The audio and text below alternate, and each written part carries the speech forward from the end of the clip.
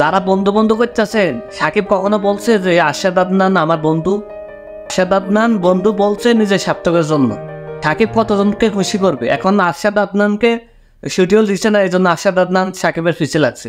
সব শিডিউল আরশাদ আদনানকে দেখ, বা প্রযোজক পরিচালক যারা আছে তাদেরকে না দেওয়ার জন্য আরশাদ আদনান এটা চাইতে আছে। সামনে যে রোজার ঈদটা, এই টিকা ফালকে নিয়ে এই ছবি বানাইতেছে, বানাক না, এটি তো সাকিব নিজেও চাইতে আছে। সব ছবি আপনি সাকিবরে নিয়ে করবেন, বাকি পরিচালক এরা কি করবে? আপনি বানান না, যেভাবে এখন বানাইতেছেন বানান। আবার সাকিবের পিছিয়ে লাগছেন গেলে, সাকিব কি আপনারা এই শিডিউল দিচ্ছেন এই জন্য কি সাকিবের পিছিয়ে লাগতে দেবো? আপনারা শিডিউল দিত না এমন কোনো কথা তো বলছে না সাকিব। আপনি বড় বাজেটের বড় গল্প নিয়ে আসেন সাকিবের কাছে, মানে উল্টো ফালতুমার একটা গল্প নিয়ে আসবেন, এইভাবে বলে আপনার সাথে সাকিব এগ্রি করবো? একলা একবার বলে সাকিবের জন্য এই করছে ওই করছে সেই করছে, শালার তোর তো আমি চিনতামও না, তোর একমাত্র সাকিবের কারণে, হয়তো সাকিবের বন্ধু বলে আমি তোরা চিনি। শুধু আমি না, যতগুলো লোক তোরা চিনি সাকিবের বন্ধু হিসেবে, তোর সাকিবের বন্ধু পরিস্থিতি আজকে তুই পরিচিত হয়েছিস। আর বড় বড় কথা বলস তুই, হ্যাঁ? আজকে সাকিবের সাথে আরশাদ আদনানের যে দ্বন্দ্ব, সেম একই ঘটনা তার টাকলার সাথে হয়েছে। আরশাদ আদনানকে দুইটা শিডিউল দিয়েছে, প্রিয়তমা, রাজকুমার।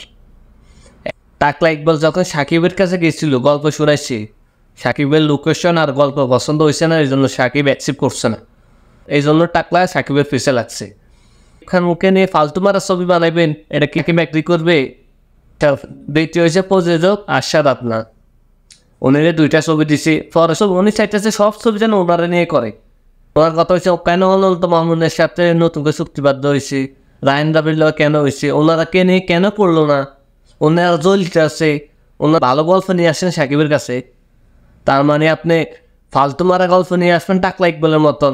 আর তো অনেকে এইসব সত্য কথাটা বলতো স্যারা, ভালো কোনো গল্প নিয়ে আসেন, বাজেটের ছবি আসেন, তাহলে আপনাদেরকে শিডিউল দিব। হ্যাঁ, চোখে দেখেন না যে কত বড় বড় বাজেটের ছবি বানাইতে আছে। সাকিব খানের ছবি দিয়ে সুপার হিট হয়েছে না, আপনি কি এমন ছবি বানাইছেন, কি এমন লোকেশন? হ্যাঁ, বড় বড় কথা করতে পারছেন, এখন সাকিবের পিছিয়ে লাগছেন।